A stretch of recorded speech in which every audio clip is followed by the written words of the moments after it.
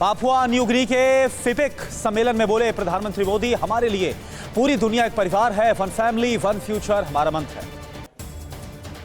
PM Modi ने कहा, Bharat Papua New Guinea का भरोसेमंद पार्टनर। फिपिक के देश भारत पर विश्वास करे, कोरोना काल में भारत ने कई देशों की मदद की है।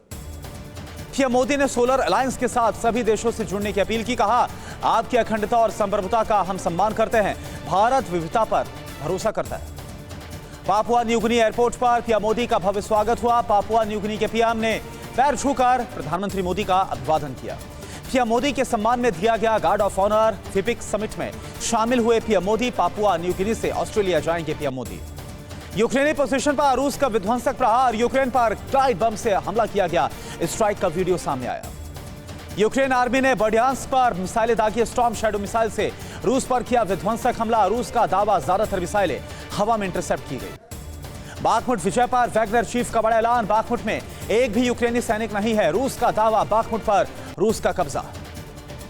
बाखमुट कब्जे पर बोले राष्ट्रपति पुतिन, बाखमुट की लड़ाई खत्म। रूसी सैनिकों और वैगनर ग्रुप को पुतिन ने बधाई दी। ब्रिटिश खुफिया एजेंसी का खुलासा, यूक्रेनी एयर डिफेंस को तबाह कर रहा है रूस। रूस की एयर स्ट्राइक और भी तेज हो जाएगी। श्रीनगर में आज से G20 कार्यकारी समूह की समिट हो रही है। डल झील के किनारे स्थित शेर कश्मीर इंटरनेशनल कन्वेंशन सेंटर में यह बैठक होगी। जम्मू कश्मीर से धारा 370 हटने के बाद पहली बार यह इंटरनेशनल समिट हो रही है। केंद्रीय मंत्री जी किशन रेड्डी और जितेंद्र सिंह सम्मेलन में होंगे शामिल। श्रीनगर में हो रही G20 टूरिज्म वर्किंग ग्रुप की बैठक में दुनिया भर से 60 डेलीगेट्स हो रहे हैं शामिल। चीन और तुर्की ने शामिल होने से इनकार कर दिया। G20 की बैठक को लेकर सुरक्षा के कड़े इंतजाम। मरीन मार्कोस, एनएसजी कमांडोज के साथ बीएसएफ, सीआरपीएफ और पुलिस के जवान तैनात किए गए। केंद्रीय मंत्री जितेंद्र सिंह का बड़ा बयान। कहा, G20 बैठक जम्मू कश्मीर के बदलते परिदृश्य को दिखाने का जो अवसर पहले पाकिस्तानी आतंकवाद के साए में था। विदेशी डेलीगेट्स को कश्मीरी हस्तशिल्प से रूबरू कराने के लिए SKIC सेंटर में लगाई गई प्रदर्शनी, लकड़ी की नक्काशी, कालीन और कश्मीरी शाल शामिल। विदेशी डेलीगेट्स को श्रीनगर के मशहूर मुगल गार्डन की कराई जाएगी सैर। निशांत चश्मा शाही और परी महल को दिखाया जाएगा। G20 समिट में आए डेलीगेट्स को 960 करोड़ की लागत से बन रही श्रीनगर स्मार्ट सिटी परियोजना और पोलो व्यू मार्केट का कराया जाएगा भ्रमण। G20 डेलीगेट्स का कश्मीरी बारासिंगे हुंगल के लिए मशहूर दाची ग्राम नेशनल पार्क और गुलबर्ग का दौरा किया गया रद्द। सुरक्षा को लेकर जताई गई थी चिंता। G20 बैठक से पहले पाकिस्तान की बड़ी साजिश नाकाम। NIA ने कुपवाड़ा से जैश के आतंकी को किया गिरफ्तार। यूक्रेन और रूस की जंग में 15 महीने के बाद बाखमुट की बर्बादी की तस्वीर सामने आई है। कभी 70,000 की आबादी यहां पर हुआ करती थी, आज वीराना है। यूक्रेनी सेना की 30वीं ब्रिगेड का रूस पर विध्वंसक प्रहार हुआ। एक पुल के नीचे रूसी चौकियों को ड्रोन से उड़ाया गया। रूस के रक्षा मंत्रालय का बड़ा बयान, बाखमुट अब आजाद है। बाखमुट पर कब्जे के बाद वैगनर का जश्न। यूक्रेन के बाखमुट शहर का वीडियो सामने आया। शहर छोड़ रहे सैनिकों ने बनाया वीडियो। बाखमुट की तबाही पर बोली यूक्रेनी फोर्स के ईस्टर्न कमांड। कहा, यूक्रेनी फौज दक्षिणी पश्चिमी हिस्से में डटी हुई। यूक्रेन के खिलाफ जंग लड़े वैगनर ग्रुप का बड़ा दावा। कहा कि बाखमुट से यूक्रेन के 35,000 सैनिक मैदान छोड़कर भागे। चिसिव यार इलाके से भी बड़ी संख्या में यूक्रेनी जवान जान बचाकर भागे हैं। कीव पर एक बार फिर से रूसी सेना की बड़ी एयर स्ट्राइक। लुहांस्क में रूस का ताबड़तोड़ रॉकेट हमला हुआ। टॉर्नेडो जी से यूक्रेनी सैन्य ठिकानों को निशाना बनाया गया। ज़ेलेंस्की ने बाखमुट पर वैगनर के कब्जे के दावे को खारिज किया। हिरोशिमा में बोले ज़ेलेंस्की, युद्ध का फैसला सिर्फ कीव की शर्तों पर ही होगा। पहलवानों के नार्को टेस्ट की मांग को लेकर बृजभूषण शरण सिंह ने किया स्वीकार। फेसबुक के पोस्ट में लिखा, मैं नार्को और पॉलीग्राफी और लाई डिटेक्टर टेस्ट के लिए पूरी तरह से तैयार। बृजभूषण शरण सिंह ने कहा कि मैं नार्को टेस्ट के लिए तैयार, लेकिन मेरे साथ वीरेश फोगाट और बजरंग पुनिया का भी हो नार्को और लाई डिटेक्टर टेस्ट।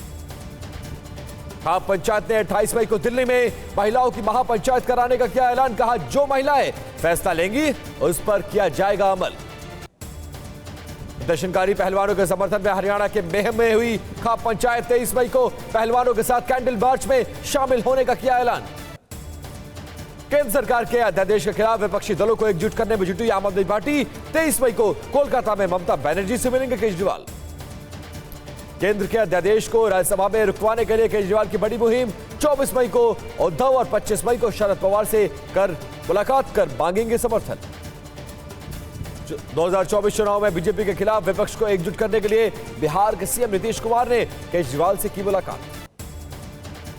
केंद्र के अध्यादेश पर बोले नीतीश कुमार, कहा हम इस मुद्दे पर केजरीवाल के साथ खड़े हैं। ज्यादा से ज्यादा विपक्षी दलों को इस अभियान में जुड़ना होगा। आज कांग्रेस अध्यक्ष खड़गे से मिलेंगे सीएम नीतीश कुमार और डिप्टी सीएम तेजस्वी यादव। पटना में होने वाली विपक्षी दलों के नेताओं की बैठक को लेकर होगी चर्चा। केंद्र के अध्यादेश पर कांग्रेस नेता अजय माकन की केजरीवाल को सलाह, कहा पूर्व सीएम शीला दीक्षित से सीखे सरकार चलाना। डोनेत्स्क में रूसी सेना का जबरदस्त एक्शन देखने को मिला। यूक्रेनी ठिकानों पर बरसाए गए रॉकेट हमले में यूक्रेन को भारी नुकसान। यूक्रेन के उगलेदार में रूस का भीषण प्रहार हुआ। रूस ने यूक्रेनी यूनिट को खदेड़ा है। उगलेदार से आगे बढ़ रही है रूसी फौज। रूस के बेलगोरोद में भीषण हमला हुआ है। यूएएफ ड्रोन से एक प्रशासनिक भवन पर विस्फोट किया गया। अवदिव्का में रूस का विध्वंसक प्रहार हुआ। माइन क्लियरिंग व्हीकल से हमला किया गया। हमले में यूक्रेन आर्मी के कई डिपो तबाह हो गए। रूस का दावा, यूक्रेन ने बर्डियांस्क में दागी है 7 मिसाइलें, जिनमें से 4 स्टॉर्म शैडो मिसाइल। 6 मिसाइलों को रूस ने इंटरसेप्ट किया। यूक्रेनियन प्रेसिडेंशियल ब्रिगेड की वॉर एक्सरसाइज, आर्टिलरी से दुश्मन पर हमला करने की ड्रिल की गई। हैवी मशीन गन से फायर करते नजर आए यूक्रेनी जवान। जो बाइडेन ने यूक्रेन को $375 मिलियन की सैन्य और मानवीय सहायता देने की घोषणा की। कहा अमेरिका यूक्रेन के साथ मजबूती के साथ खड़ा हुआ है। हिरोशिमा में अमेरिका का सख्त संदेश, कहा G7 के साथ यूक्रेन को मजबूत बनाने की कोशिश रहेगी जारी। यूक्रेन के समर्थन के लिए ज़ेलेंस्की ने भी G7 का आभार जताया। अमेरिका के F-16 के पायलट्स को ट्रेनिंग देने के बयान पर बोला, जर्मनी यूक्रेन को F-16 की सप्लाई में जर्मनी नहीं बनेगा भागीदार।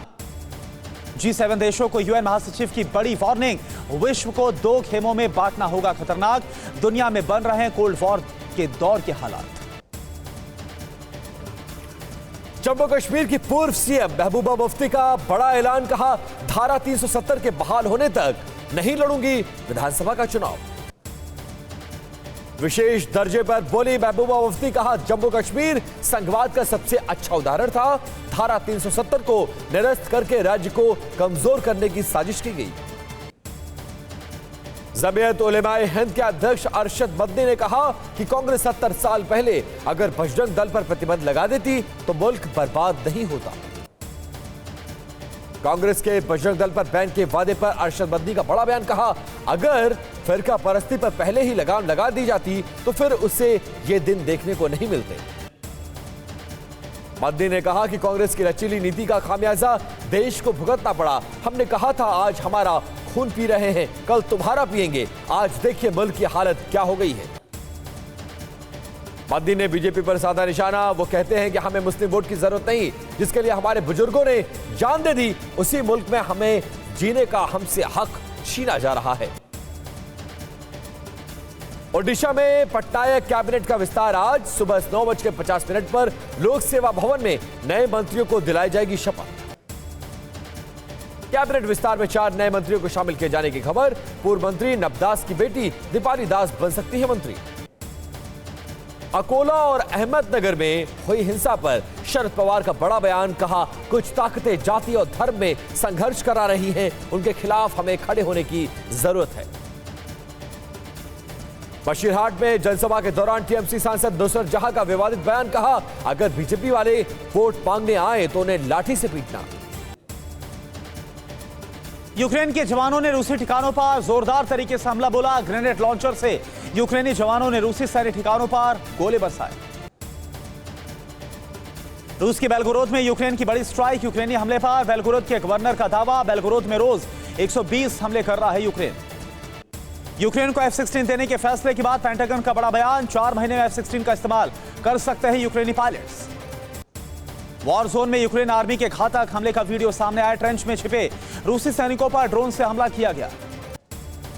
रूस का दावा, यूक्रेन के स्टॉर्म शैडो मिसाइल को मार गिराया गया। 24 घंटे में 12 हाइमार्स मिसाइलों को तबाह किया गया। रूसी कब्जे वाले इलाके ज़ायपरिसिया में पहुंचे सर्गेई शोइगु, फ्रंटलाइन पोस्ट में तैयारियों का जायजा लिया।